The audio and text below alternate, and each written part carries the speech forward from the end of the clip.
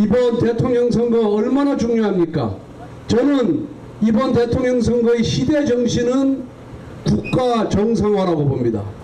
지금까지 비정상적으로 운영되어 왔습니다. 우리 윤석열 정부는 취임한 지 3년 동안 국민의 마음을 헤아리고 보듬는데 많이 부족했습니다.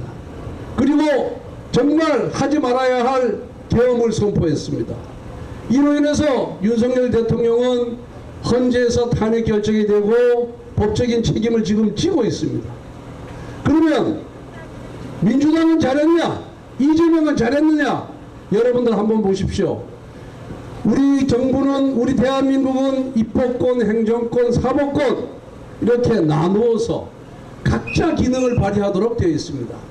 그래서 입법권은 입법권대로, 행정권은 행정권대로, 사법권은 사법권대로 각자 기능을 다하면서 서로 견제하고 균형을 깨함으로써 민주주의를 완성하고 국민의 인권을 보호하도록 우리 헌법이 설계를 해놨습니다. 그런데 이재명 후보가 민주당의 당대표가 되면서, 그리고 이재명 후보가 대장동, 백현동, 선거법 위반 등 각종 부정과 비리로 수사받고 재판받으면서 민주당이 국민이 부여한 신성한 입법권을 남용하기 시작했습니다.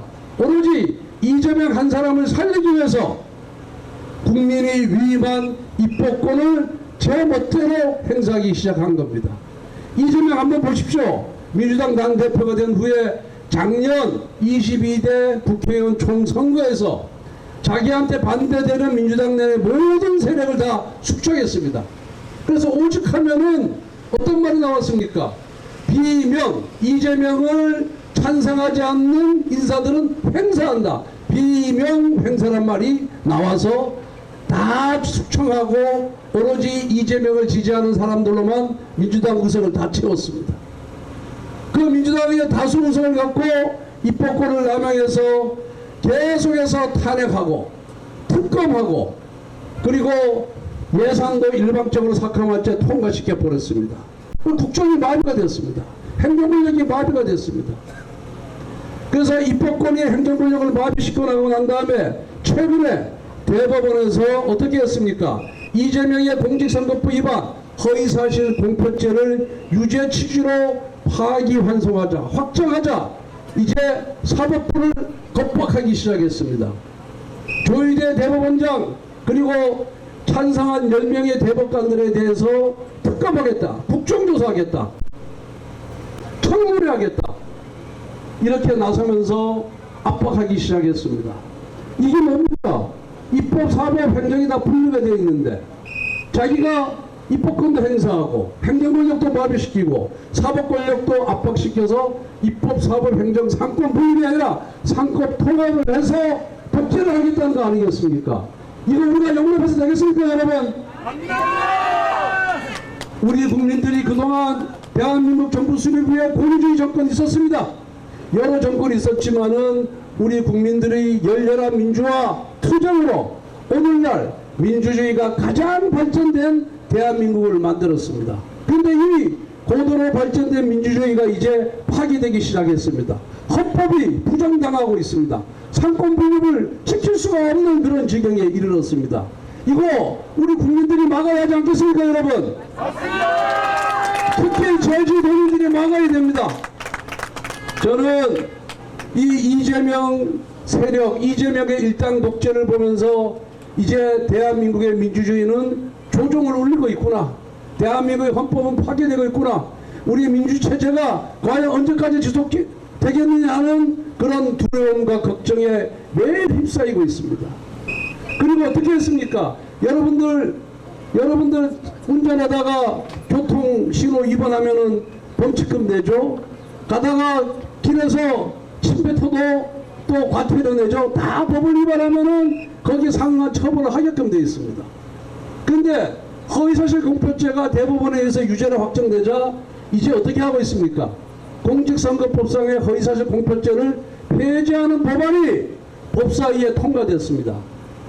즉 이재명 한 사람을 위해서 범죄행위를 없애겠다는 겁니다. 이거 용납할 수 있습니까, 여러분들?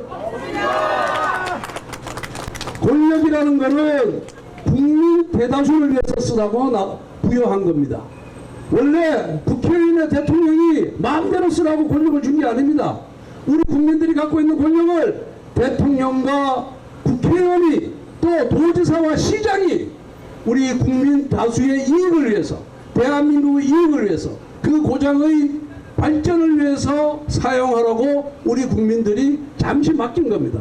그런데 그 잠시 맡긴 권력을 갖고 국민을 위해서 행사하는 게 아니라 이재명의 법적 책임을 면제하기 위해서, 처벌을 막기 위해서 행사하고 있으니까 이 사람들이 제대로 된 국회의원입니까, 여러분들?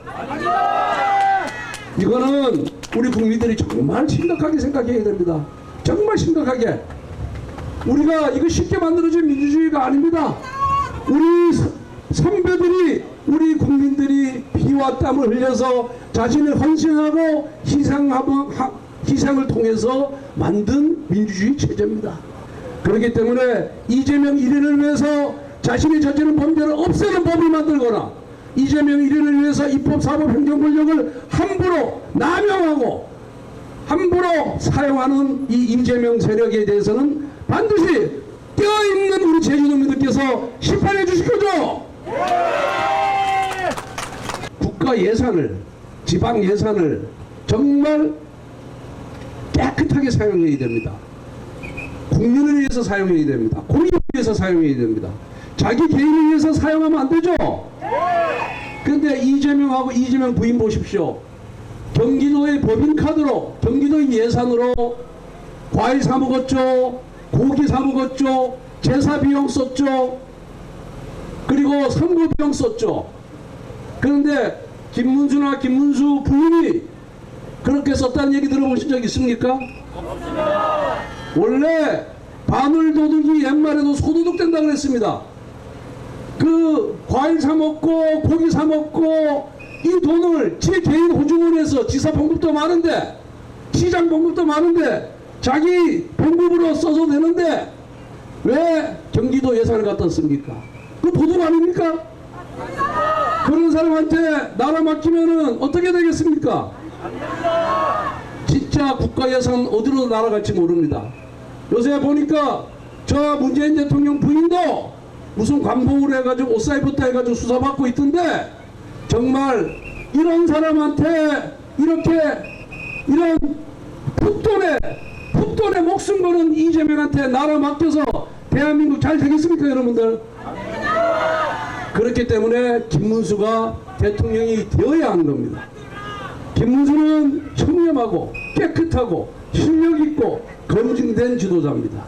여러분들, 김문수가 한 몇 년 선거판에서 떠나 있었기 때문에 잘 기억 안 날지 모르지만, 제가 이번에 김문수 후보가 우리 당의 후보가 된 후에 김문수에 대해서 연구를 했어요. 이 사람 뭔 약점이 있는가 연구를 해봤더니 아무런 약점이 없었습니다.